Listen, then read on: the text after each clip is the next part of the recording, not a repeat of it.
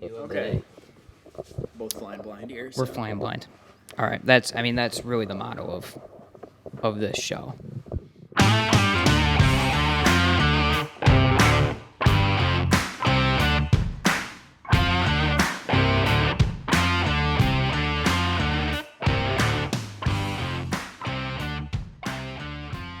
And hello, everyone. Welcome back. It is the MGN Football Tailgate Report. Nate, Chandler, and we have a ton to get to, and we'll be able to dive right into it right away. Grandville Jenison, the recap, 52-14, big win for the Bulldogs. We were on air with that one on Friday night. We've got Grandville defensive coordinator K.J. Landis. Always a terrific interview. Had a great time talking to him. We'll preview this week. It's senior night on MGN for Grandville Bulldogs, as the Bulldogs will be taking on Grand Haven in another football game that's being played.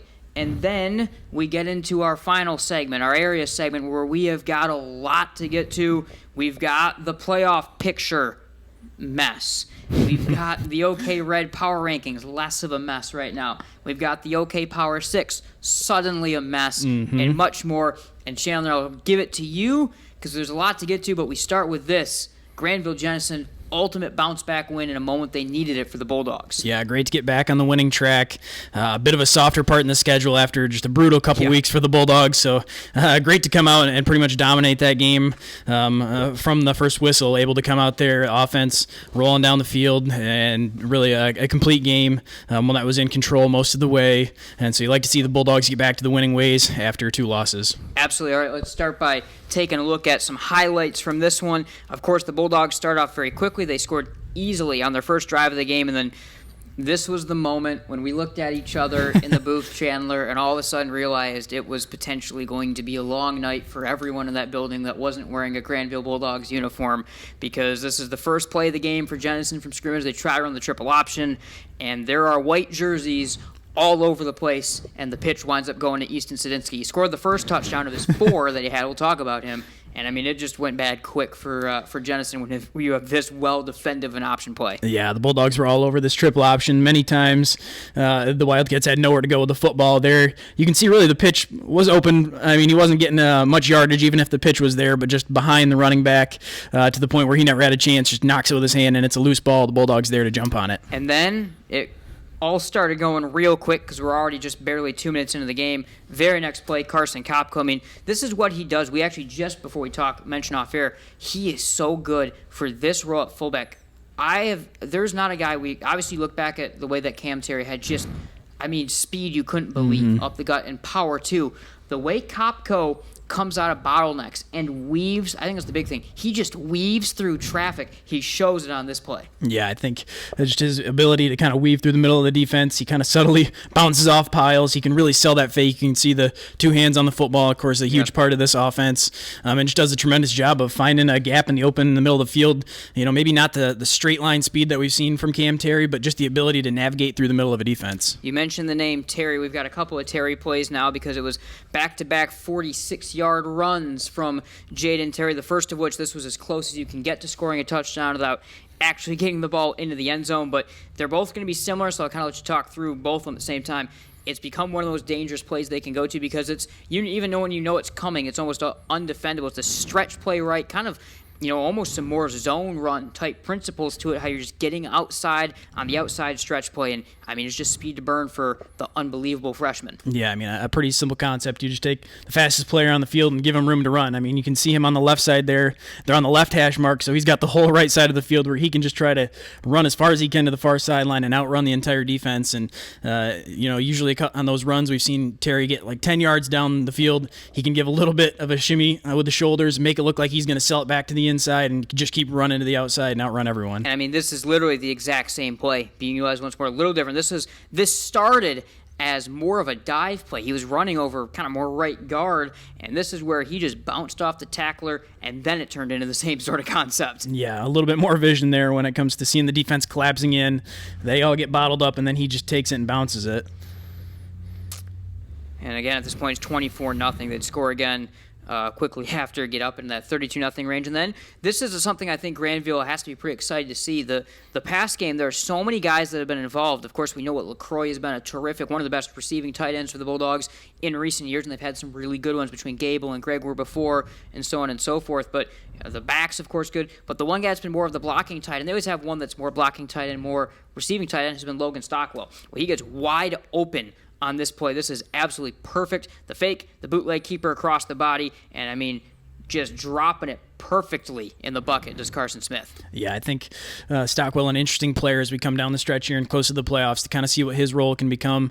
A guy that definitely we felt like could be more involved in the offense. He's got the ability to catch the football, and so I think we've seen the connection between Smith and LaCroix quite a bit, and it's been successful, but of course other teams are going to see the scouting report there as well. Right. And we've seen a couple times where teams are starting to jump on LaCroix on the flat a little bit, making sure that he's not the guy getting the football. So I think with this offense, if you can flip it and go to all of a sudden you're running to your other tight end and running him down the field, that's kind of against the scouting report at this point and could be an option. Exactly, yes. Next place, so again at this point, 32-0. They scored right here was 46-7 at the half for the Bulldogs in this one.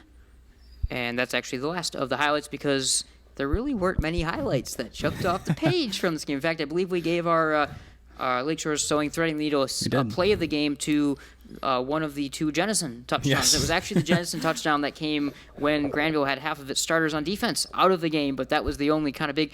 Frankly, we probably should have given it to just done co-plays and give it to Jaden for both. And we talked about it in the booth of giving it to Jaden for both of his two long run plays. But no, I mean, and I guess that's kind of where we started. You can see the stats. Grandville 425 total yards, 335 on the ground, just dominant, obviously, from start to finish for the Bulldogs in that one. But I think it starts with when we talk about the Grandville offense, Chandler, and the way they want to play. If you come out of a game where they won 52-14 like that, and the score doesn't even fully, I mean, again, it's 46 at the half. The second half was all about let's run this thing out, and I have to give big props and aside to the clock operators at Jenison in that fourth quarter. Terrific job keeping that thing moving along. Absolutely well done. That's how a running clock game should be operated. There should be one possession in a running clock fourth quarter. That's what we want to see. Great job to those guys.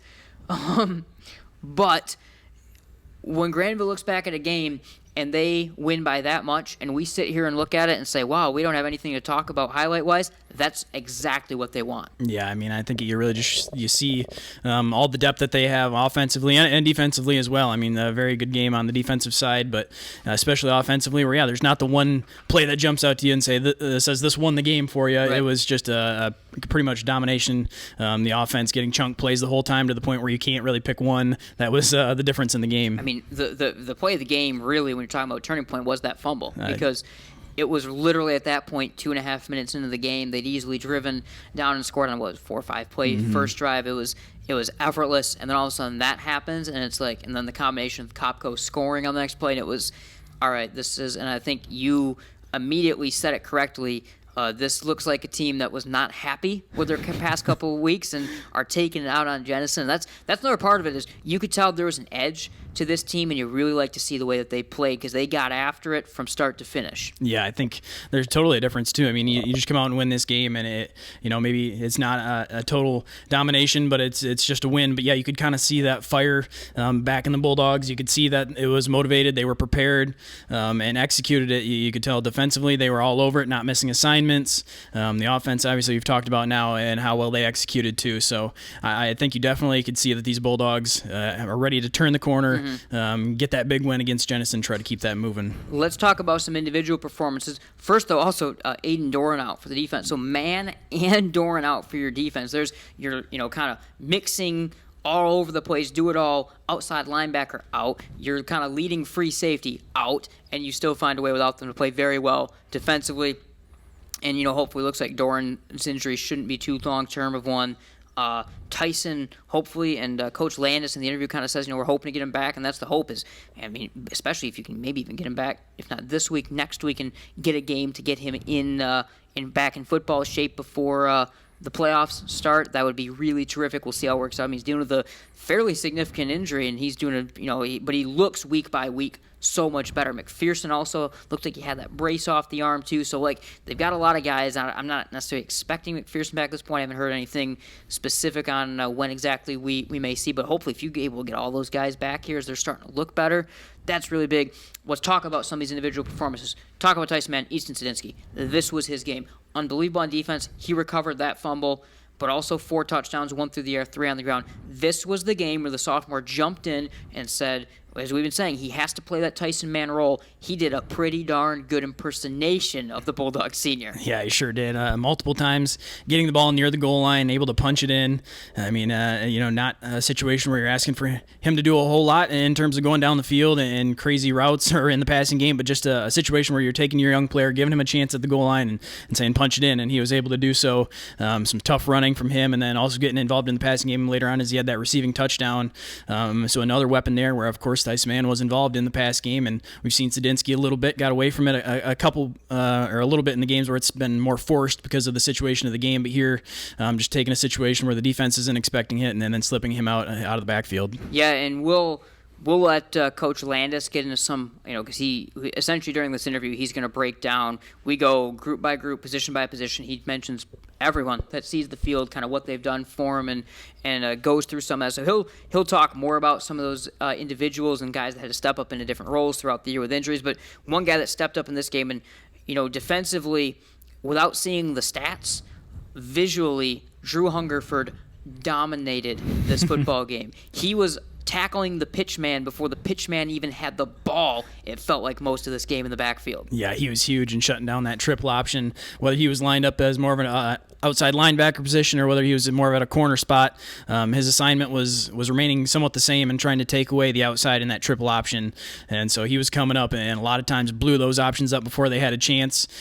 His teammates there at the other levels there to help clean the play up, and if the pitch didn't go or it did end up going away from Hungerford, there to clean it up, but he was doing a great job of not giving the offense time to let that play develop and kind of see the field. He was jumping up, shedding blocks, and making some big tackles. Yeah, you look at the other running backs as well. Obviously, Kopko had that 20-yard, was the kind of most explosive touchdown run of the game. Had a couple, only 1 touchdown for Jaden Terry, but he runs for 165 yards total. He ran for 166 yards in the first half of play, went for -1 in the second, kind of again highlighting what the second half was all about on the whole. But and he has 1 more touchdown. I think he's to 7 or 8 now. So again, Tyson Mann's still the total leading touchdown man for Grandville. He played 2.5 games and he still leads them in touchdowns overall. But I mean, again, it's the same stories we talk about. This running back group is complementing each other so well right now. Sadinsky's getting the tough yards. He's grabbing passes.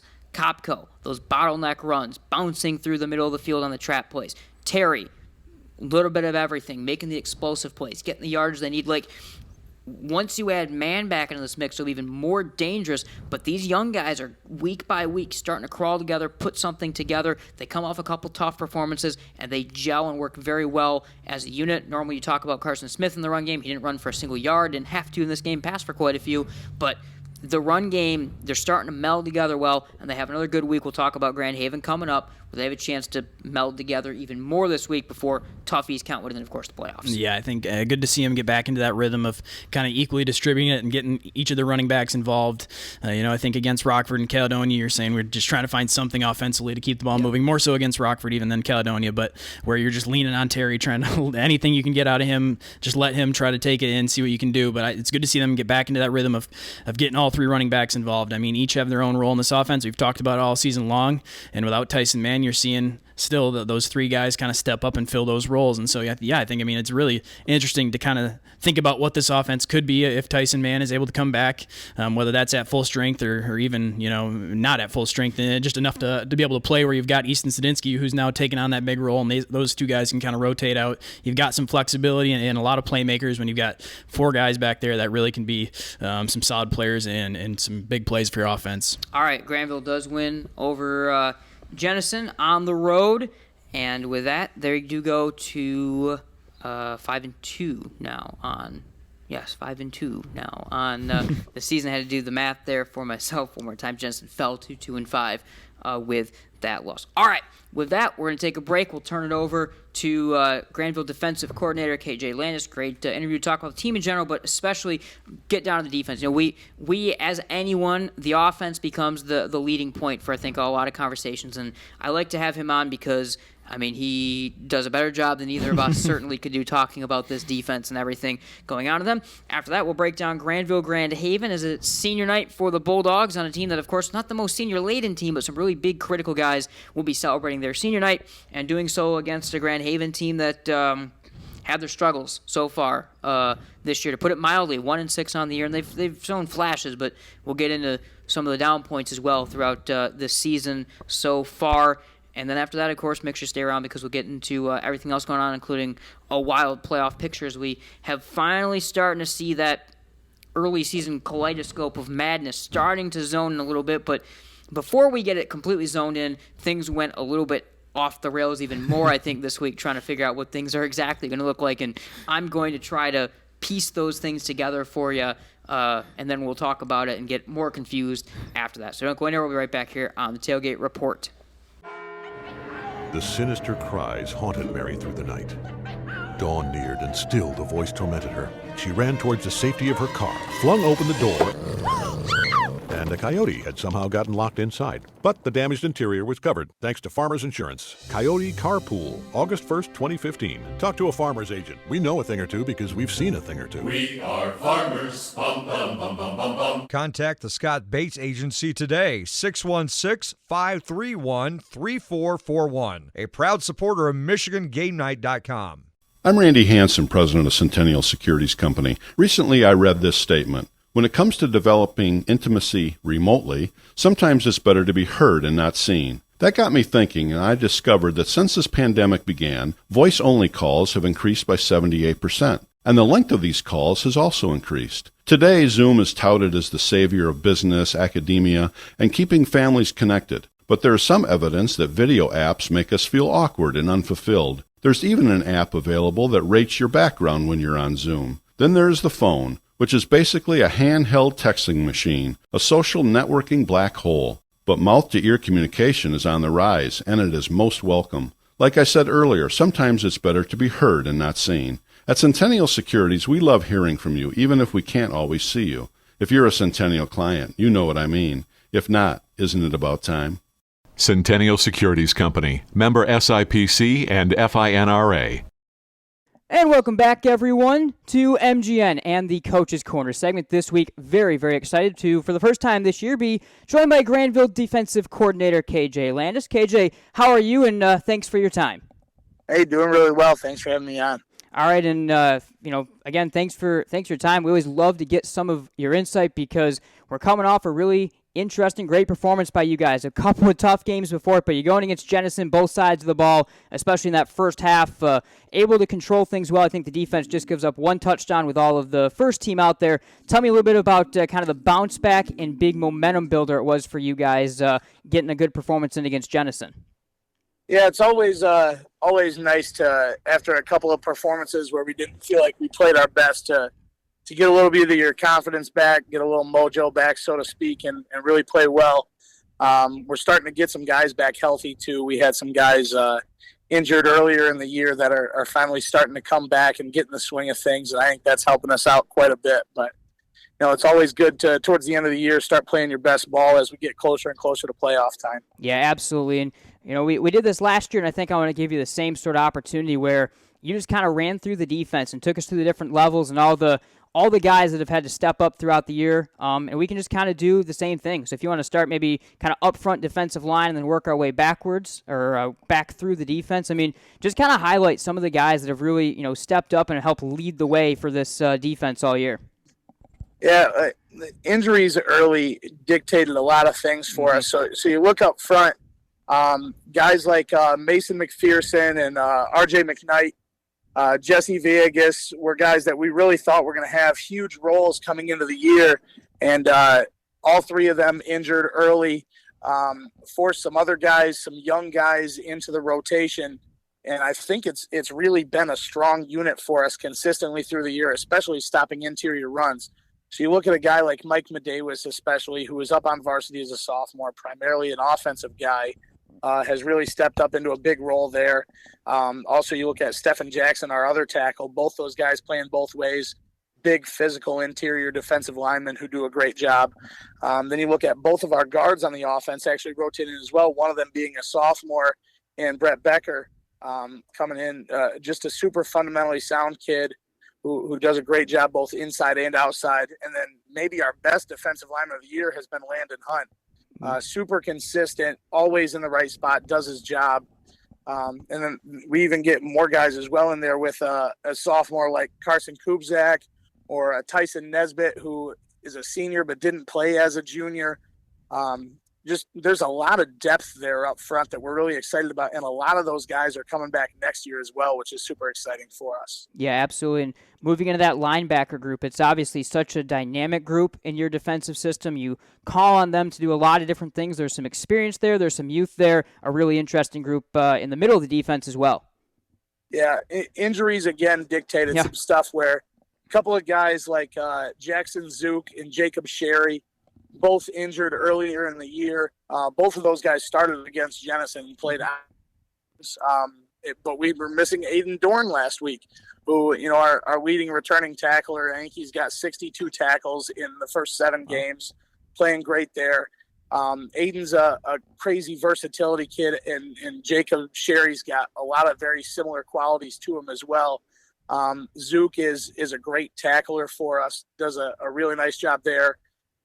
You've seen some of the outside field side hybrid kids we've rotated. Logan Stockwell came in for us through some injuries and did a really good job for us, playing both ways at tight end and outside backer. Crazy versatile kid who can play defensive back stuff too.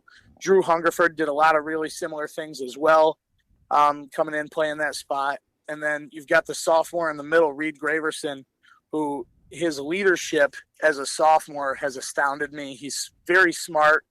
Controls the defense really well, and he's a kid that over the next couple of years we're expecting a lot of really special things out of. He's already our second leading tackler, and he's just going to keep getting better over the next 2 years. Yeah, absolutely. And moving into the secondary, I mean, probably going to be a broken record, but again, some injuries there have dictated some changes. Take us through that unit and some of what you've seen. Yeah, obviously you lose Tyson Mann in the middle of week 3. He was a big-time ball hawk for us. We're hoping we can get him back here soon, out there taking away passes over the top. But then you look at there's been a lot of guys that have bounced around in there. We've seen, Cash Ruff has come in, and he's had some great moments for us. Big, long, lean corner who's got great ball skills.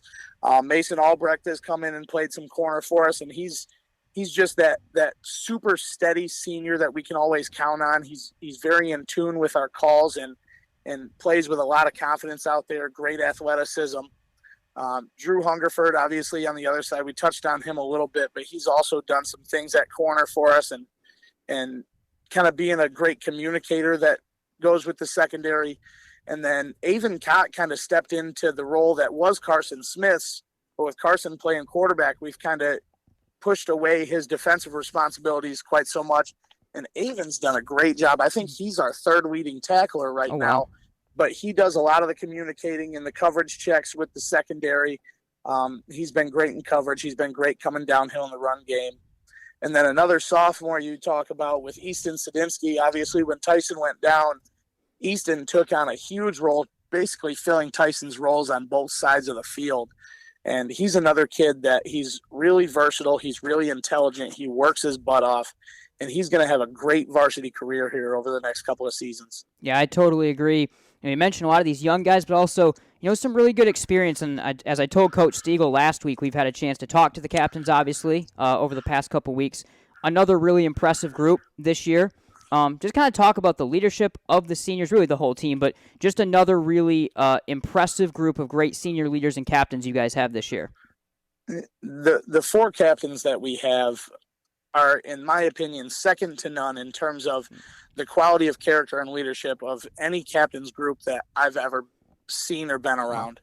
These 4 guys are ultra reliable. They hold their teammates accountable. They are always the first ones in, last ones out that we can count on day in and day out. There's no question about any of them. I don't know that I can praise that group of 4 guys highly enough. And it flows all the way down. I mean, you look at just little things like trying to get a kid that I didn't mention on the defensive side was Jaden Terry, our freshman who's come in, and just little things with trying to help his growth, trying to help the 4 sophomores grow. And we've had a lot of juniors in the rotation. There was a point where the only 2 returning starters we were playing on defense was Hungerford and Dorn, and they were leading us nonstop. Dorn last week out with an injury. He was in there coaching guys up on the sidelines in between drives, trying to help guys get ready. I can't say enough about them. They're a fantastic group, and they make my life as a coach a whole lot easier.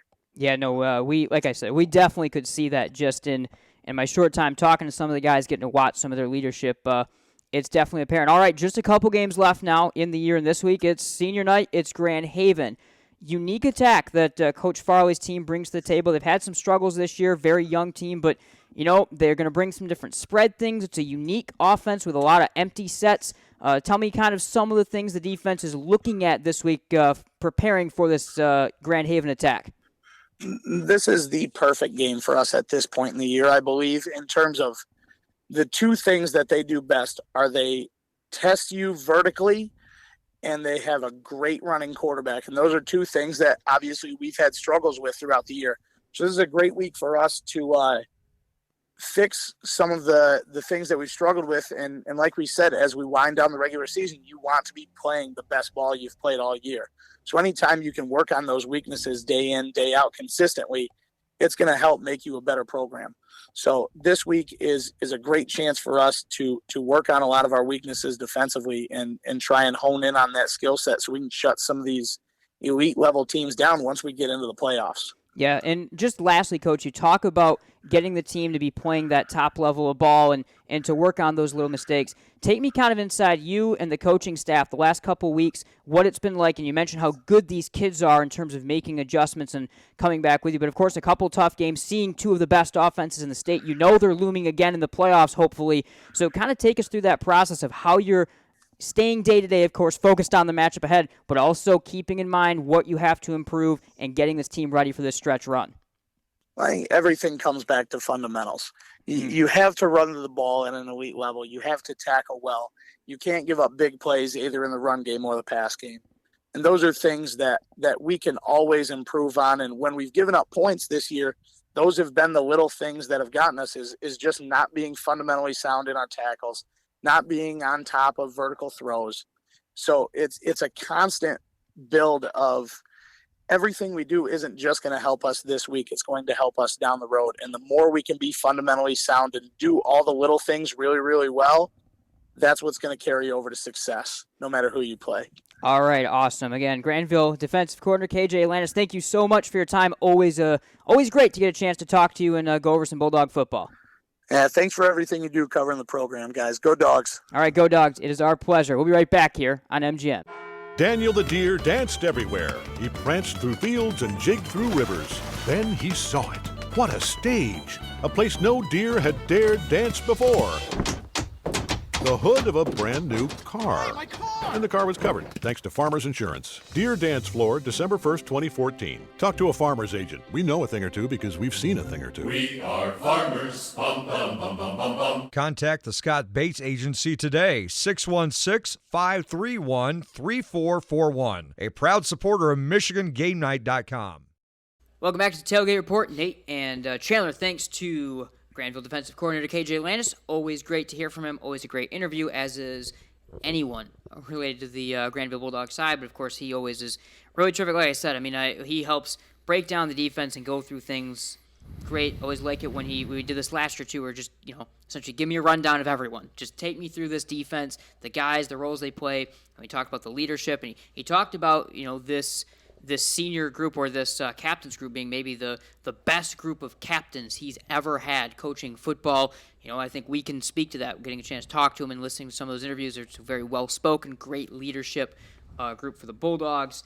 And, we've seen that all year long with this team as they continue to look to rebound from a couple losses and push things forward, and they will look to next push things forward against Grand Haven. So we have another terrific football game. Any football game is a terrific football game. Yes, that's the qualifier here. This weekend. Well, actually, to their credit, so Grand Haven 1-6. Let's get it out of the way. So Grand Haven 1-6 on the year. They had to cancel their game. They have no JV team this year for Coach Farley for the second straight year. They had to cancel their game against Rockford because they had some injuries and low numbers. But they've had stretches. They beat Traverse City West, which all of a sudden it seemed early in the year and they were close-ish against Reese Puffer first. And they beat Traverse City West, who we see in the playoffs every year. Do they come within 40? That doesn't matter. They're in the playoffs every year. And, so we see this, and it's okay, maybe they're really good. Now they've hit this stretch. They're so young. We'll get some. But the thing is, they can be dangerous in stretches. They were down 14-12 only at one point to Caledonia last week, and they've shown stretches where they can probably score a little bit better than what Jenison has been able to score, and that's really the starting point. It's obviously there's not a look-ahead game at this point because you have East County looming. I mean, the main look-ahead is the playoffs, but it kind of sets it up as a team, and you listen to Coach Landis say, they still do some things, even though they haven't been the most dynamic team, they do some of the things that Grandville has struggled with on both sides, and I think that is always a good thing is, you still have to get tested a little bit, and I don't think you can completely look past Grand Haven as 1-6, they had a game canceled, whatever. I think if you're solely as a fan, or certainly the players aren't, but if you're looking at it as a fan for just that, I think you're missing the point. If you're looking at this as it should be 60-0 and it's whatever, I think you're missing the point because this team has stretches where they can still do some interesting things. Yeah, I think Coach Landis is exactly right. When you try to find some things in the game plan and stuff that you can use as practice and prep for the games that are coming up, and not necessarily that you're overlooking the opponent you're playing currently, but just to kind of boil it down to the things that you need to work on and are looking to improve upon. And so, yeah, I think it's slightly different than some of the attacks, at least offensively, that the Bulldogs have faced, but there's definitely some concepts in there and some things that the Bulldogs, that maybe hasn't been their strength in terms of defense. So I think that's a good perspective to have going into this game. The two things that have gashed Grandville have been the quarterback run game, in the option in particular, and the deep pass game. The two things that they offensively try to do. Now, the quarterback pass game will be very interesting. Let's talk about this system. We'll roll some footage, and this is going to be some of the most dramatic scenes of it because this is actually a highlight package coming from their sophomore quarterback, Xavier Rodriguez. But it's a unique offense. So it's a 4 wide receiver set on pretty much every formation, Chandler, spread offense. So you essentially can start by thinking West Ottawa or Grand Blanc in terms of a true 4 receiver spread, or Rockford as well, I guess, is starting to more and more go that way. However, rather than a second running back in the backfield, they have a wing back. So they go empty backfield, essentially acts like a 5-wide type thing, but they have the extra blocker. Sometimes they'll go 2 blockers. Like when they go with their power sets, it's going with 3 receivers and 2 tight ends. So it's a very different offense. They're going to run via the option, via the quarterback run game. It's just different, and it forces them to do, if it puts you in a position as an offense where quarterback run, deep pass game. You have to do those two things because that's what they set up with this offense. Yeah, I think immediately when you look at it, those are the two things that they're showing you right away. I mean, they can run some quarterback draws and they run some motion back and forth where they'll hand the football off. So it's not just strictly going to be the quarterback run and the vertical pass, but those are the two things that they're telling you that's what they're trying to do right away with that setup. So I think you're trying to take away the deep pass game, which is something they struggled with against Rockford, and you're trying to take away the quarterback run game, which is something they struggled with against Caledonia. The read option, as you said, like the standard read option out of a shotgun formation where it's a running back and a quarterback in the backfield, probably not going to be there. It's going to be more of jet sweep type looks where you're bringing the slot man in motion and potentially handing the football off that way. Now, with that said, a lot of times we've sat here and shown video, because now we at least can show video. Normally we used to just say this is what you can expect. Now we show the video to this is what we've seen. Maybe they do bring a running back in more and they kind of look at it and say that's what we have to try to do this week. But I think also just in terms of the kind of talent they have, they like this. So what you see right now on the screen, this is their quote-unquote power set. So they set up a super strong left side of the formation here with a fullback / tight end that they're going to utilize. This is out of a tight end position. And then the H-back that we see on for the rest of the play. So that's what they utilize out of the quote-unquote power sets, and then they spread them 3 wide outside of that. And then you can see this is how the run game comes from. It's the read option, but it's to a man in motion. So it's the jet sweep read option that's going to almost be exclusively where they're going to get the run game going. Is where you get into this young man, Xavier Rodriguez, sophomore, and this is why there's some excitement when I talk about look out for Grand Haven and don't look past them fully. And again, they go back to the same power formation, tight end right, wing back left here. This kid, he's been a young quarterback as a sophomore, forced to take the reins, but incredible runner. You just saw it. He can run the ball very well, and he pretty much just controls all of the offense. He has 5 passing touchdowns, 6 running touchdowns as they went in the last week. This is the guy to watch for good reason. Yeah, I think as just a sophomore, still a lot of potential for this guy. Grand Haven, a team that's had some serious quarterback talent throughout the last couple seasons, and so he's the next in line here, and a guy that, as you see there, can also throw the football on the move a little bit.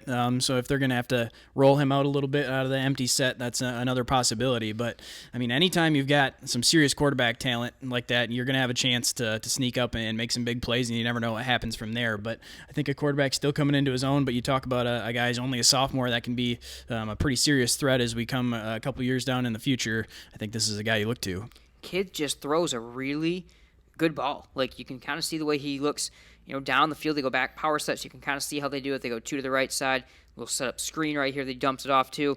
And they've got a couple guys you can look at. I think this is actually what I want to talk about. They had the ball right there. One of their more slot receivers, William Corenstra, and they have a couple receivers, essentially 4 that we can talk about, all in almost the same way. But, Corenstra, another sophomore. He's been the number 1 target for the most game in terms of touchdowns in the pass game, but they're going to spread out to all 4 guys, and I think that's going to be really critical to this offense. Is if you already don't have a traditional run game with the running back, which we saw has been shut down by Grandville for the most part anyway all year long. I mean, even the team that did gash Grandville in the run game, Caledonia, did it because their quarterback ran for 7,000 yards.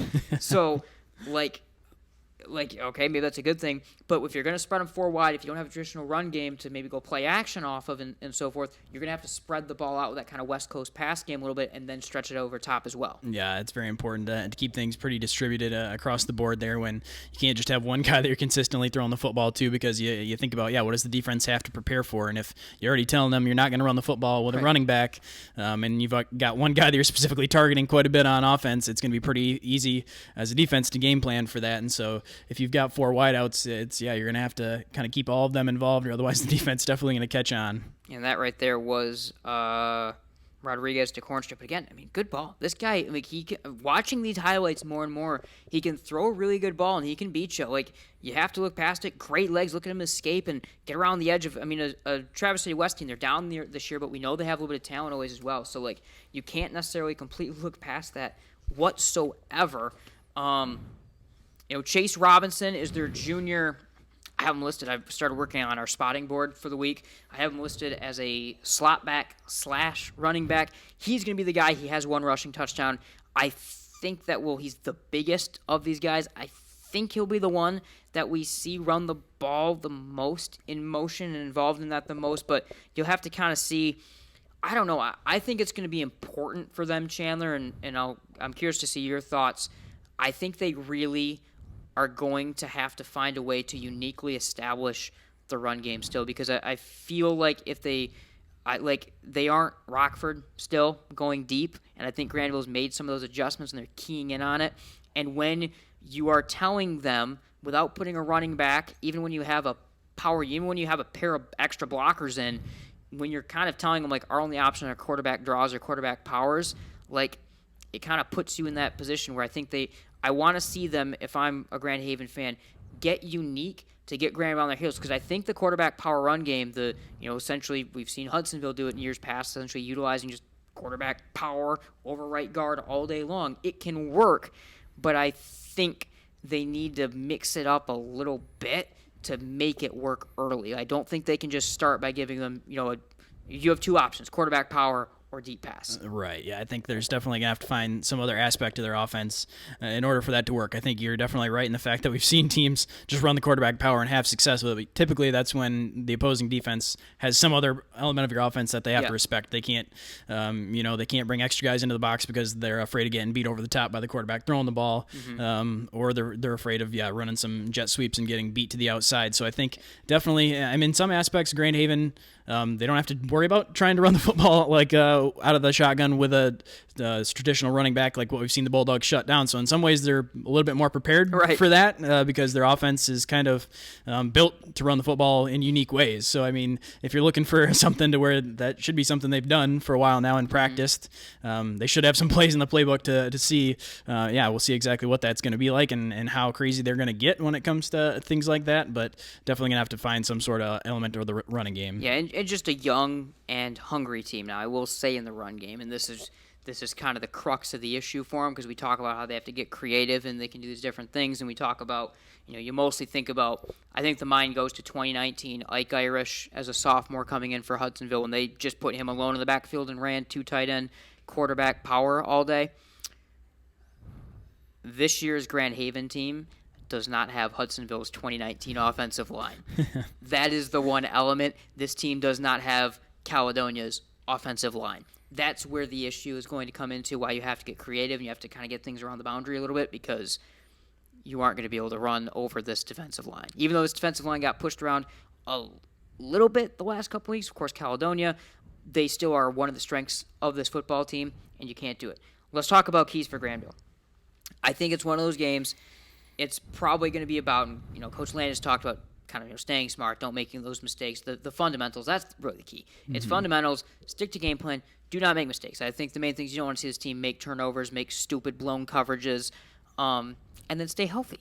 I think that really is what it comes down to, is if you execute, you don't turn it over, you don't make silly mistakes, and you stay healthy, you're going to win by a pretty good margin to feel good about your game, and you'll walk away. It matters, just get the win, stay healthy, don't do anything too dumb, roll in the East Kentwood. Yeah, I think coming into a game where you're pretty heavily favored, expected to win pretty easily, I think that you're exactly right. It comes down to just sticking true to what they've done throughout the season. They're going to be fine. I think you expect the offense to be pretty solid coming into Grand Haven, a pretty good matchup there where they likely going to put up some points, and then exactly what we've talked about where the defense is going to be tested a little bit in terms of some things they struggled with. But, trying to stay healthy. We'll see if they get guys like Aiden Doran and Tyson Mann back, but an opportunity to potentially work them back in, but also just trying to avoid those couple injuries as the playoffs looking like a pretty sure thing, and a very sure thing at this point, and just trying to stay healthy going into the next couple weeks. This is probably, I believe Nick Saban, of course, has the line where he talks about the media is rat poison or whatever.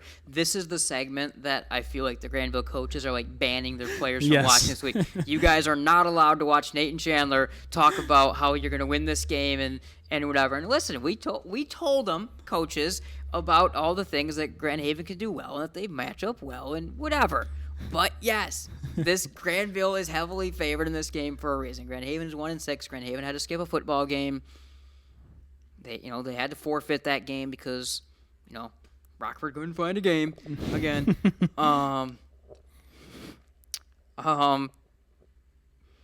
So this weekend, 6:30 p.m. Friday. I'm just going to leave it alone. 6:30 p.m. Friday. We're on the air with our enhanced radio coverage at michigansportsradio.com/MGN. Also, for the final time this year, home game for Grandville. So we'll have the coverage through the Huddle Cam there and the Grandville Athletics YouTube that we plug into. It's been a really great thing throughout this year to get to be a part of. Also, it puts our commentary over top of the highlights that the players have as we learn from the Caledonia game. So our commentary is on top of everyone's highlight reel from that week as well. So congratulations to everyone, I guess, on that. And, all right, we'll take one more break, and then buckle up. It's time for the playoff picture, and we'll do some rankings. Don't go anywhere. We'll be right back here on Game Night and the Tailgate Report. I'm Randy Hansen, president of Centennial Securities. I've heard it said that professional coaches measure success in rings, college coaches measure success in championships, and high school coaches measure it in titles. But youth coaches measure success in smiles. At Centennial Securities, we're like the youth coach. Our success is measured by the smiles on the faces of our satisfied clients. If you're a Centennial Securities customer, you know what I mean. If you're not, isn't it about time? Member SIPC and FINRA. The sinister cries haunted Mary through the night. Dawn neared, and still the voice tormented her. She ran towards the safety of her car, flung open the door, and a coyote had somehow gotten locked inside. But the damaged interior was covered thanks to Farmers Insurance. Coyote Carpool, August 1st, 2015. Talk to a farmer's agent. We know a thing or two because we've seen a thing or two. We are farmers. Bum, bum, bum, bum, bum, bum. Contact the Scott Bates Agency today, 616-531-3441. A proud supporter of MichiganGameNight.com. Welcome back.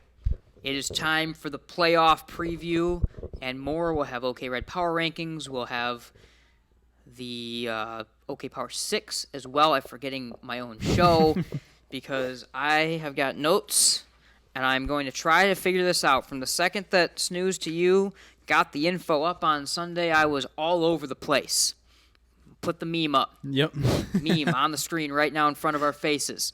So that's what I looked like. From Sunday night, you were there. I was sending you walls of text, like trying to figure out what's going on right here. I have no idea, and I think I have it. So, again, thanks to snoozetoyou.com and Snooze because he helped set this up, and he is, he's the best when it comes to knowing what these districts are going to look like, getting things in place, being the first to get them in place. This is where you have to go. Also, the news site many of you seen, the goosepoop.io. I used that a little bit as well to help try to see like number of playoff points and essentially just do some futures on do they make it, are they in the top 32. So we're going to first heavily focus on Division I, in particular this district. So here's the deal, folks. This is bad from a Grandville perspective, which we're going to talk from right now. So let me break it down here. I'm going to Vanna White this. So Rockford, East Kentwood, whatever. You know where you have to play Rockford. Mm-hmm. So here's what's bad. Caledonia. I would try to avoid them. That's my analysis. Probably a good call. So here's the problem. Caledonia has 76.4 playoff points. You're not going to pass them. So, well, unless they lose 2 games in a row. So we'll see. West Ottawa, Rockford are on the clock. So that means somehow you have to get enough teams in here. That means one more if East Kentwood's in. I'm trying to break this down carefully. If I lose you, then okay. I know the audience is gone. I'm with you so far. So you need to gain one team because Caledonia's location will move them to the Cupcake plus Brighton district, which actually might kick Brighton to a different district based on how many make it. So you need at least one more team besides East Kentwood. Because of the way things are looking, 4 and 5 probably going to be good enough to get you into the playoffs with the schedules that these OK Red teams have. So East Kentwood right now at 4 and 3 is almost done. I know we mentioned something crazy. Another thing the coaches probably did not like us for, saying that they need to throw the game against East Kentwood. I imagine that was not a good thing for us to say. Now, that is kind of out of the window now. Like, that isn't necessarily an issue because East Kentwood got 4 and 3. They should be set. And let's just break down what's left. Okay, so for Hudsonville to get enough playoff points, they need 2 wins to get to 4 and 5. And if they get to 4 and 5 with their schedule, they will be safe, I certainly believe. They have East Kentwood, they have Grand Haven. That's a huge game against East Kentwood. And then, of course, we know they should beat Grand Haven. Talking again this week with Brock Conkle of the Rockford team, Michigan Sports Radio team, and he said, like, Hudsonville kind of did some things to throw that game away. They outplayed Rockford for stretches, so we know that with how good this Hudsonville team can be, they're still in it. If you have the need to interject, please say something if I'm losing you, but I have to roll here because otherwise I'm going to lose the train of thought. So Hudsonville needs 2 wins. They need to win both games. They have East Kentwood, they have Grand Haven. Remember, that probably still doesn't affect East Kentwood. We need just one team besides East Kentwood who should already be in, likely at 4 and 3. We'll see for sure. And again, disclaimer, I'm probably wrong on everything coming out of my mouth right now. There's a chance we get there and all these good things happen, and then Caledonia still is playing Grandville week 1, or Rockford, whoever it may be. So, where am I? West Ottawa. They need 1 win to get to 4 or 5. And this is going to that goosepoop.io site that I'm sure many of you have found as well. They also do some great analysis and different things. I'm part of their weekly newsletter as well. They give some cool stats and stuff. So, snooze2.com, goosepoop.io. That's where we're going off and trying to – it's 2 very different formulas on how they're ranking and putting things in place, but we're trying to reconcile between the 2. This is what I learned in college. It's, research and stuff. So I'm using it here. This is great. This is what my gen eds were for, folks. So West Ottawa, they need 1 win to get to 4 and 5. Like I said, they have Cal, they have Jenison left. So that means Jenison. They have to beat Jenison at home week 9. We're likely not going to be there. We'll talk about some of the things we're looking at for Week 9. I don't even want to fully actually say what we're looking at because it might not happen, but we've got something really cool for Week 9 hoping to make happen that we're working on right now. So they need to beat Jenison, or beat Cal, but essentially you need West Ottawa then to beat Jenison. They'll get to 4-5 then. East Kentwood already have the 4 wins, so they likely are good. So here are your 2 scenarios then, essentially for how things are most likely to break down. 1 good, 1 less than ideal. The good one first. If Hudsonville wins versus East Kentwood and Grand Haven, they win both of their games, they have enough points. If West Ottawa beats Jenison, or Cal, but let's say Jenison, they have enough points. Likely. They get to 4 wins, and in this case, they likely get in. If they don't get in, one of these 2 teams, it's because they knock each other out, I think. So you're still safe. This makes you, double safe. And then East Kentwood, it comes down to they should be good regardless if they win or lose to Grandville. If they beat Grandville, does it put them even safer in? Yes, but also then you get into Grandville's losing some playoff points. It hurts their overall position. So don't throw the game. That's what I'm saying. On advice of us, please don't, Grandville, throw the game and blame me. That's not what we need to see. I think we're safe for that. So that's the best case scenario. Hudsonville wins out for Grandville. We're talking for Grandville right now. We'll get to the rest of the area in a minute. West Ottawa beats Jenison, and then East Kentwood, it doesn't really matter. They kind of already have 4 wins. They've got some good wins. Again, it looks like 4-5 for these teams. Should honestly, multiple 4-5 teams I think are going to get in. That's the whole point of this new playoff system, was supposed to allow teams to play tough schedules and not get punished for it, and that's what you're seeing. Here's where things go bad, and this is where the talking points for you will probably kick up, because this is very likely. Yep. This is where things are bad. If Hudsonville loses a game, likely East Kentwood, possibly Grand Haven, maybe both. If they lose a game, not good. Then you lose one of your teams. And at the same time, if West Ottawa goes 0-2. So if Hudsonville loses 1 of 2, and West Ottawa loses to Caledonia and Jenison, which is possible, they and Jenison have been close all year long. This is very likely. You could argue you have 2 coin flip games. Hudsonville, East Kentwood, and Jenison, West Ottawa might be just better than coin flip, but still close. If those 2 games go the wrong way, both for Grandville, you're in trouble. There's no other way to put it. Did you follow? Do you think everyone understands? Essentially, you need East Kentwood plus 1 of West Ottawa and Hudsonville to get to 4 wins to get it. Honestly, I just took 10 minutes to say that. Yes. If West Ottawa or West Ottawa or Hudsonville get to 4 wins, they likely bump Caledonia to the other district. Yes. Okay, I followed you. I think Okay. My favorite part is you running through all these scenarios, and I'm just trying to think what's the simplest way to boil this down. But no, I think you ran through pretty much everything. That was 1,000-page. That was like writing a 100-page Yes. essay when I could have written it in a 100-word essay. Yes. No, it's good to break it down. I think I followed most of it, Okay. if not all of it. So Okay. no, I think I think you said the 2 games that happen either this week or next week. The East Kentwood Hudsonville game is going to tell you a lot. Mm-hmm. If East Kentwood wins that one, Hudsonville not looking so good, and East Kentwood has then separated themselves a little bit. But yeah, basically need 2 of those teams kind of in the middle of the pack of the OK Red. Need someone to kind of separate themselves, win a couple games or win a game if it's that crucial matchup we talked about to get themselves in. And remember, everyone here, I'm talking from the Grandville perspective, everyone here is rooting for this. Caledonia doesn't want to see Grandville week 1. True. Rockford doesn't want to see Caledonia in their district. Everyone's rooting for this to happen at this point in time. So that's kind of how things are lining up. That's Division 1.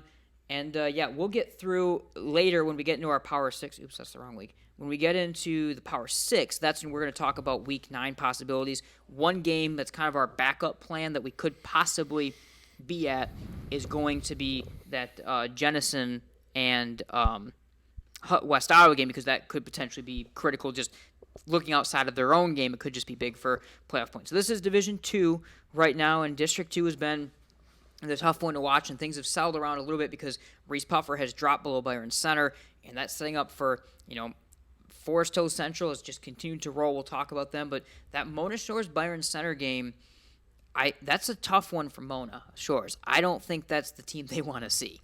Yeah, no, I totally agree. I think definitely that Byron Center team that's played really well these last couple weeks. I believe it's 4 straight wins now for the Bulldogs there, and got to see them against Grandville early on in the season. I think they were working on some things. Looks like they probably figured out, played a tough game against Forest Hills Central, but yeah, Forest Hills Central still undefeated there, looking like the clear-cut number 1, but you've got 3, even Reese Puffer has played some tight games there as well, so a pretty solid district top to bottom. I mean, FHC running away with it in terms of playoff points, in terms of record, but I think Motor Shores is still the favorite if we were to handicap, so to speak, that district in Division 2. Division 3, I mean, this has been a real buzzsaw, and it's been getting a little bit crazier, actually, with some of the way that it's played the last couple of weeks.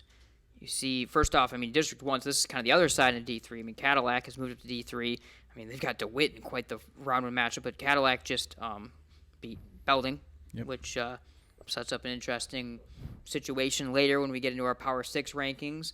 So here is D3, Region 2, District 1. I mean, we've talked about it. Things have actually kind of shifted around a little bit now. Zeeland West has gone back on top of Muskegon, so they both won, but Zeeland West now playoff points goes on top of Muskegon. They now have Coopersville. I mean, it's essentially more or less the same thing. Lowell, I don't like that matchup if I'm Muskegon. Like, I think Coopersville's really good, as we know, very good defensively, but I think West is okay there.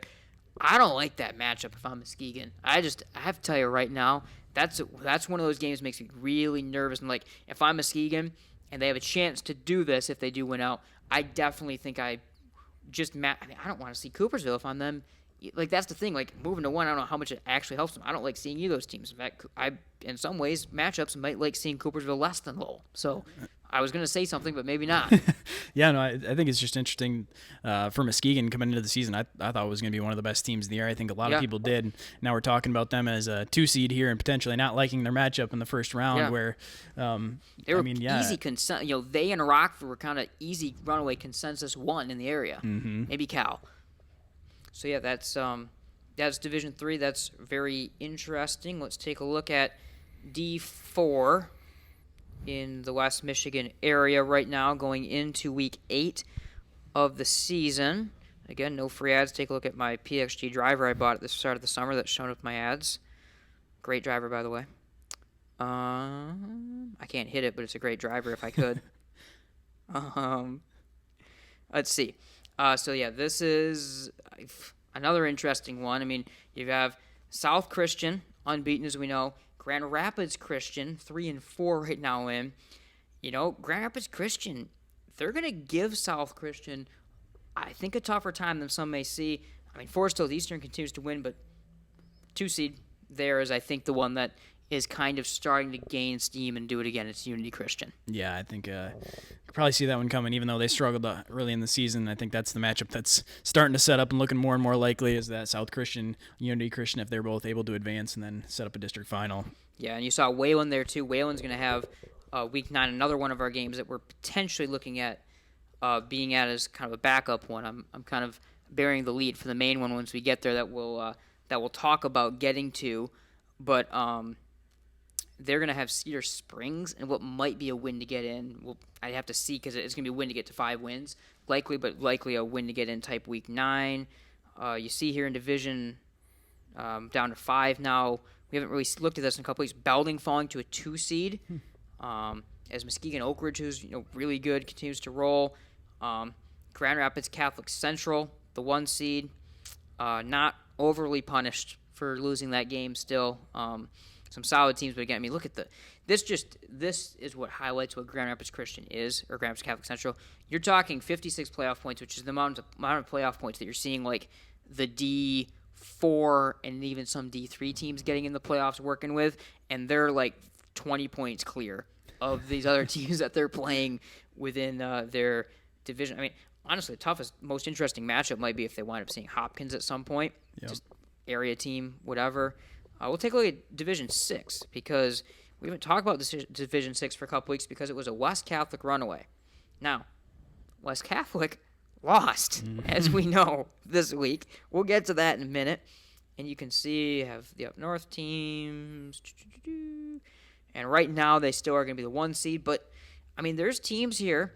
Muskegon Catholic Central, Montague 3-4 with a tough schedule. Kent City's had a very good year. Like, there are teams here looming that it may not be for the number one team in the division quite the runaway we thought. Now that we've seen the first little nick in their armor. Yeah, I think the loss definitely complicates things a little bit when you talk about that. Still almost 20 points clear of everyone else in the district there. True.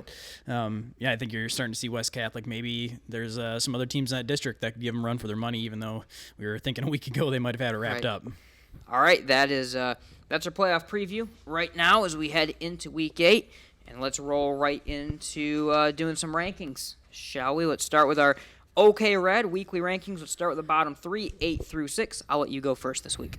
All right. Well, big happenings here in the bottom wait, did it finally teams. Happen? It's going to happen. Yes, I've gone back and forth, and you don't know how bad I wanted to keep it the same. You know what? Just because I'm I stubborn. was hoping you would. Yeah. And if it happens, I'm going to say that that's actually what I wanted to do. But so I'm going to leave Grand Haven at 8. And then I'm going Jenison 7, West Ottawa 6. I think it was the right time for it. I still am very curious to see what that Week 9 matchup is going to bring. And if Jenison wins, I'm going to say I told you so. But you finally convinced me on the resume, and after seeing Jenison in person, I'm making the switch there. Okay. I think that's a good point. I can't argue with it, and I can't argue with about. I think we're going to have the same. This is going to suck. We'll have the same 3 here. I'll bet you we have the same 3, 5 through 3 as well. More than likely, yes. So I'll let you go first. Again, I'll keep you on the first pick because I know you don't like that. Well, for the sake of being different, I could switch it up here, but I think I'm going to leave it the way I've got it. You aren't one to do that. It's going to be up to you to see if you want to switch yours to be different. I might. So I'm going to go Hudsonville 5, East Kentwood 4, Grandville 3. I think we talked about it in our playoff segment there about the East Kentwood-Hudsonville matchup coming up. That's going to be a big one, I think, to this point. East Kentwood's had the better resume. They've won the games. Some of the closer games that Hudsonville's lost. So I think I'm going to give them the edge, but I still think that's going to be a great head-to-head game. I mean, so the problem is I desperately, I think head-to-head, I think Hudsonville, okay, here's what I'm going to say. I have the same. I'm going to put Hudsonville 5, East Kentwood 4, Grandville 3. I'm going to put East Kentwood above Hudsonville. I think Hudsonville wins the game. That's how I'm going to delineate things. Does that make sense? Absolutely not. But based on their resume right now, mostly the win over Brother Rice, one more win in general, I'm going to have to put East Kentwood. The fact that they essentially already have their playoff berth, likely locked up right now with the way that things are going, even without getting a win, I'm going to put East Kentwood ahead. With that said, I think Hudsonville beats them. And so next week, I'm predicting now that it changes next week. Okay, yeah, no, I like that. You're kind of taking my theory a little bit on the projections here a little bit. All right, top 2. So, again, you could have we both had Rockford over Caledonia last week. And there were some arguments in the way the games went this week, if you're doing some, high school football math and doing, some transitive property of game versus game, to have switched it. I'll go first on this one just to take that away from you. I'm not going to change it, though. So, at the end of the day, they both continue to take care of business. And even though Rockford did not beat Hudsonville in as convincing of a fashion as what Caledonia did earlier in the year, Caledonia, they won 47-12, we're finding reasons just to keep it the same. Caledonia got off to a fairly slow start, and I know they wound up running Blake Heron for over 200 yards or something in the game, and they kind of used other guys. They got the attack even more deep than it has been. They started a little slow. It was 14-12 or whatever at that game, and whatever. So for that reason, that reason alone, I'm going to put them below. Now, some would say, what's the head-to-head matchup of or the transitive property matchup? Well, Rockford only beat Grand Haven 1-0. True. So that's a way less impressive win than 47-12. So should I punish the Rams for not playing that week? Some would argue I already did that earlier this year, and that doing it again would be consistent. And I already said what my rankings are. I also so this is another one. As I just continue to spew ideas, I think it's the same as the last one, where I think the team that I have second is going to win the game. Eventually, we'll talk. We're gonna spend half the show breaking down games we're not covering next week. But I think I think Caledonia might actually win that game matchup-wise, but I think Rockford goes deeper in the playoffs, so I'll keep them at 1. Yeah, I think I'm agreeing with you here. I've got Caledonia 2, Rockford 1. I'm not going to ding Caledonia too much for a pretty convincing win over Grand Haven. I think Rockford, a closer game against Hudsonville, but we've talked, too, about how good Hudsonville is compared to their record and the fact that they're now getting healthy and the chance that they've got to make the playoffs. So I think the fact that Hudsonville ran with them may be encouraging for the rest of the OK Red, but I still think it's hard to knock Rockford down to 2, even handling them there.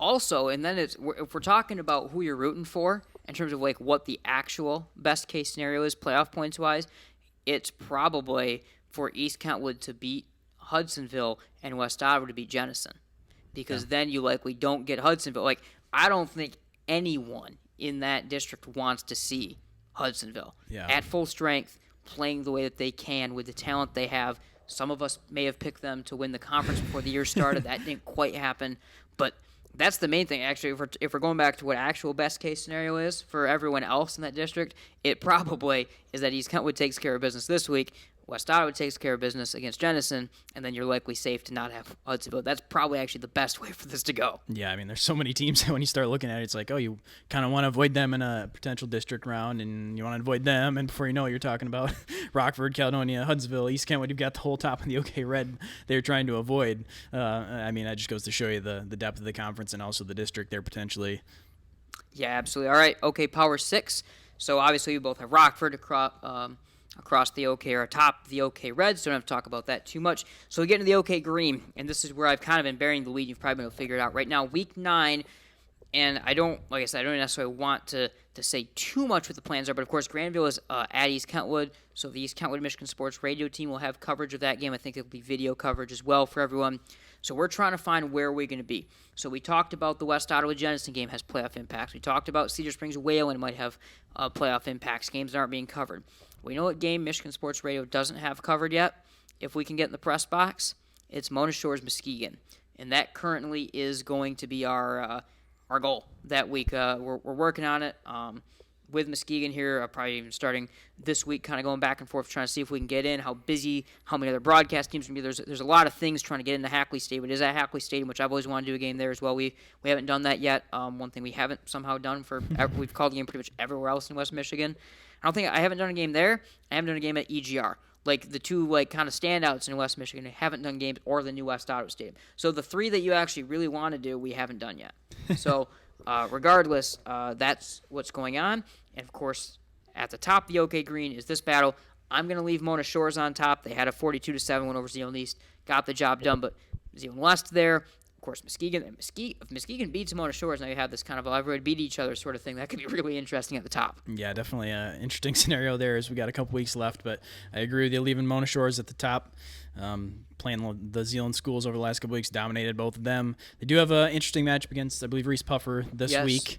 They've kind of been scrappy with a couple teams that there's a chance you could see an upset there, but I just still got to stick with Mona Shores. We're going to learn a lot for that division, bigger team. We're going to learn about for that Division 2 kind of district based on what Reese Puffer's able to do in that matchup. I mean, I guess just we can kind of, in a side, like I know if we can make it work, and I know Caledonia Rockford's going to be the statewide game everyone's going to want to cover. There's going to be 14 different broadcast crews asking to be there between TV and radio. There's one broadcast hole at Caledonia. There's going to be people on the press box. There's going to be people on the wings. It's going to be absolutely ridiculous. Maybe we're going to show up, like I said, in the stands and do a pirate broadcast. Wouldn't be the first time, right? Yeah, right. But that'll be insane. But what is the rivalry game in West Michigan that both teams run essentially the same system with kind of the same line of coaches? It's a battle every year. It's big. It's Muskegon Mona Shores. And at Hackley Stadium, if that, again, that's the plan for us to be. I don't want to look past Grandville Grand Haven, but I'm going to look past Grandville Grand Haven.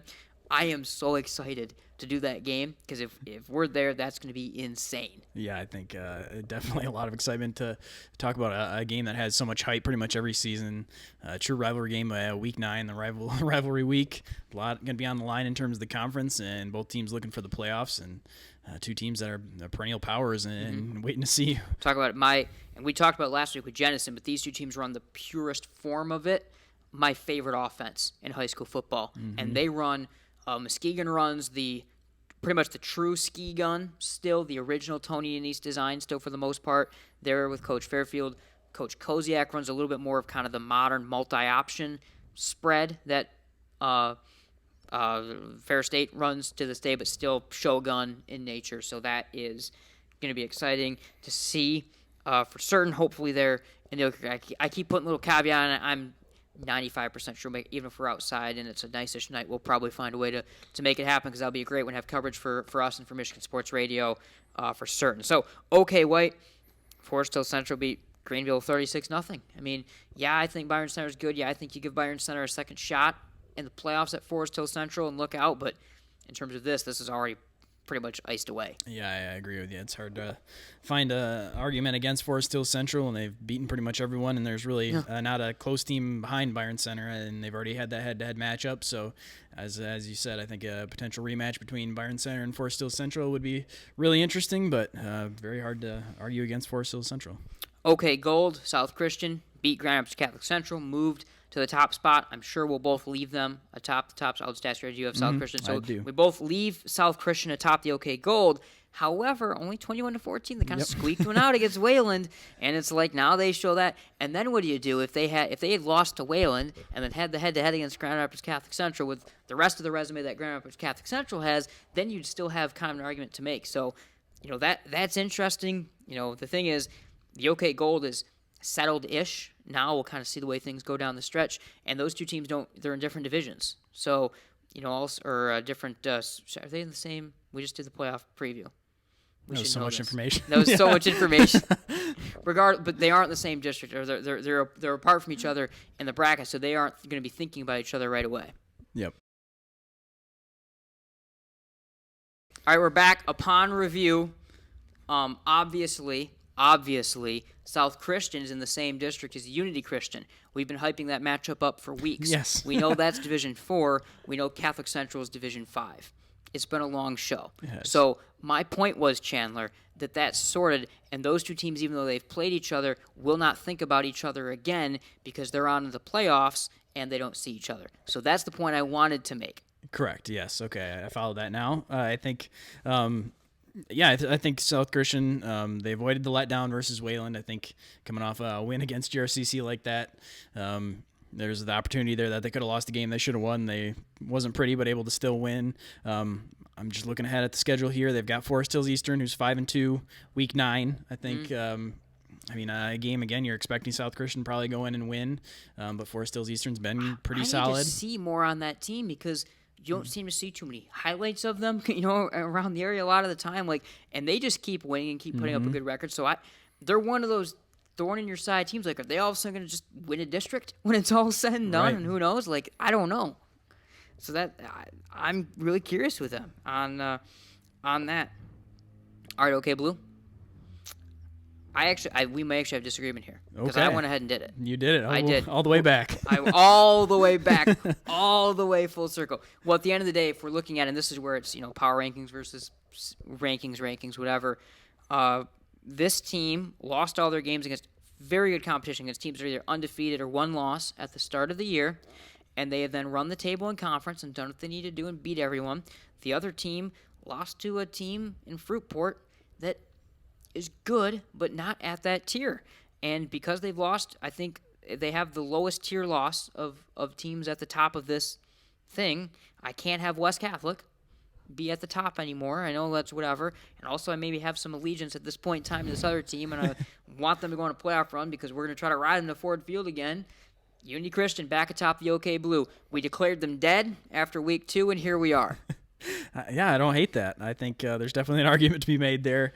I've got to stick with West Catholic. An 8-point loss there to Fruitport, who's a good team, above 500, well above 500. So I think it's a bit concerning that West Catholic's now kind of had a few halves where they've looked a little bit weaker than maybe we expected. Now they finally take a loss there against Fruitport. So I think there's definitely maybe some adjustment to the expectations of what West Catholic has been and what we've kind of projected them going forward. I still think it's hard to take them all the way down from number 1. Of course, that matchup against Unity going to be the deciding factor there, and but I'm sticking with West Catholic right now. No, and that's all very true. But I think it's one of those things also, it's a little bit of like, I'm making the ranking, and this is where you just get a little inconsistent from thing to thing, maybe to make a story, but like, I think if we're looking at right now who's playing better and who has the better conference resume, it's certainly Unity Christian. And like, if you asked me 2 weeks ago, 3 weeks ago, 4 weeks ago, whatever, certainly, I would tell you, I think it's a 2-score game, and I think West Catholic, I think maybe Unity gives them something early, but it's whatever. I'm now more trending to pick 'em territory or like Unity -6-ish my 1 touchdown. We'll just say. I mean, like I don't know how that. I'm not a big bettor. Right. Whatever. Do you want to help give a line? You're better at that than I am. No, I think that's a pretty accurate line. I think I'd have to, before I went too crazy on it, I'd have to go back and look at some of the history there and see what West Catholic has done against Unity's offense in the T. But I think that's a pretty accurate line when you're reading into these last couple weeks and kind of the way things are trending. Yeah, no, I want to take credit for one thing. When we declared Unity dead after week 2, we also said, what are the odds they run the table and then beat West Catholic as well? And we said, well, pretty high. Yes. And here we are, and they're back. So good on the Crusaders that way. And yeah, depending on where they go in this playoff hunt, again, they're going to have South Christian, which there is a Michigan Sports Radio broadcast for. But if they get through that, I guess we're jumping on the Crusaders again, and we're going to see if we can ride them all the way to Detroit one more time, because once you get through that district in Division 4, we know the cold hard truth, especially because the issue used to be that South Christian was away from them outside of that district, and then they had to get, but like once they get through South Christian, they may have a chance. Yep. They may be able to not go to the 4th string running back and the backup quarterback up 40. Get a redo there, maybe. Get a redo. I get to redo my redemption story that I put on the little feature that we did before the game. Yes. Double redemption. These are high school kids, Nate. Okay, Silver. You please go. Okay. Well, Belding lost. They did. Yes, so that makes things interesting. However, what do you got? I'm just gonna. I was figuring you were gonna go into a however next. I was trying to lead the way for you. It was to a 5-2 Cadillac team. Yes. So I think I'm leaving Belding at 6-1, even with the loss. Yep. It's pretty much been a coin toss between 3 or 4 teams, really, in the Silver all season long. It is interesting that Cadillac held Belding to 6 points. It is, because they're scoring 70. They were Belding was not held under 40 points a game, or 40 points in a game until this, and they scored 6. So it's just kind of interesting there that the way that they were just completely shut down. But I've got to stick with Belding at 6-1. I'm still keeping eye on my team, Sparta. You should be. Yes, 4-3. The overall record is barely 500. 3-1 in the Silver, however, and they are the only other team to keep it close with Belding. Yeah, so Cadillac, we obviously saw Cadillac gave Unity their best game of the playoffs last year in that snowstorm, not counting the Ford Field thing. Yep. And again, was that the game that Chandler got hurt in, or was that the game before? I can't remember now. I think he got hurt the game before. I think he got hurt against. I think he was kind of banged up during that game. But regardless, but they lost. They lost a coach. They lost a lot of players from that team. But yet we know how good they can be. I don't know if that defense is holding Belding a T to 24 good. That is interesting. We know the Silvers. Also, but the one thing you left out was Sparta. They beat Hopkins. Correct. Yes. And they beat them. 39-14, pretty convincingly beat them too. So they kind of take, even though they have a worse record than Hopkins, they take them out of it. I'm going to stay with you, and I'm going to have to keep Belding 1. But now that Belding versus Hopkins matchup that we thought maybe would decide this, maybe doesn't directly decide the OK Silver in terms of both the conference and the power rankings, because it could be decided. There's a real chance, just looking at the way this goes, that we are going, normally week 9, we don't actually do these because we just do our playoff picks because it's dumb after the champions are settled to say who won. there's a real chance in the silver that the team that wins the power rankings does not win the conference because Sparta is just looming right here, putting themselves about in a position to make us have to pick them to win, even though they aren't going to win the conference. Like that's because remember Belding, the lost to Cadillac, they have still not lost in conference. Right. So there's a very good chance that Belding, if they lose to Hopkins, and then they have the head-to-head on Sparta, they will win the conference. But we'll probably wind up picking Sparta still. Possibly, yes, because of the madness that OK is the silver. Yes. OK Silver. Everyone's favorite conference is the OK Silver. All right, that was a show. It was probably bad again, as they all are. I don't care. We keep churning out content for the people for some reason. And if you like football, there is a football game being played Friday. It's at 6:30. It's Grandville. It's Grand Haven. We're on the call from Grandville. It's senior night for the Bulldogs. MichiganSportsRadio.com/MGN is where you can find the enhanced radio feed. You can also there find a link to the Grandville Athletics YouTube page that we will have our simulcast stream of our audio on top of that Grandville video going on. All right, we made it. I'm going to let you leave. I'm going to start editing, and we'll get this out to the people. This is like inside baseball right here discussion. We're like putting together a thing before we're even done. We're rambling now. Let's end the show. 6:30. We'll see you. Goodbye. He's Chandler. I'm Nate. We'll see you later.